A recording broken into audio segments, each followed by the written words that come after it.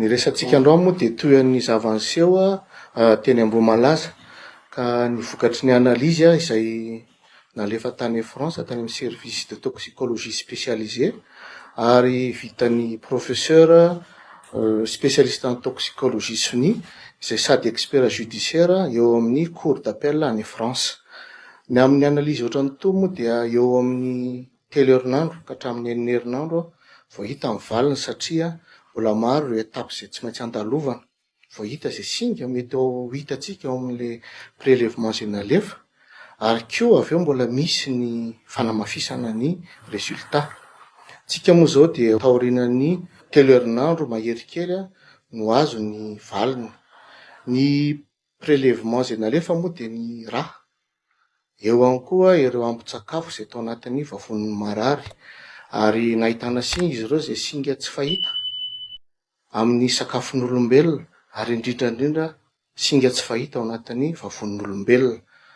Ary singa ireo rehefa tafiditra ao anatin'ny vavon'olombelona dia fandraika tsara amin'ny trangana-retina na symptôme izay niseho tamin'ireo olona maro niditra hôpitaly.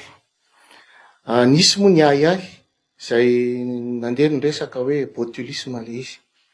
Ny botulisme dia matin'ny hafanana ary koa indrindra matin'ny famanana sakafo na ny fandrahoana sakafo izay mahazatra antsika. Ary nanao ny fikarohana izahay ny asa karoka rehetra izay vita eran'izao tontolo izao dia tsy nahita mihitsy hoe ny vokatra avy amin'ny patisserie dia nahitana botulisme. Araka ny efa nampanantenana teny aloha dia hanao fanambarana ny tompon'andraikitra rehefa misy ny fivoarana amin'ity raharaha fanapozinana teny Ambohimalaza ity. Araka izay efa voalazan'ny tale jeneralin'ny tolotra ara-pahasalamana eo anivon'ny ministeran'ny fahasalamana teo dia misy singa tsy fahita anaty sakafo sy tsy fahita anaty vatan'ny olombelona izay voatily tamin'ny fitsirihana natao teny ivelany. Tany am-boalohany moa dia efa nisy ny valin'ny fitoriana natao teto toerana izay nilaza fa misy ny singa tena mahery vaika sady mampidi-doza tafiditra tao anatin'ny vatan'ireny niarambona ireny.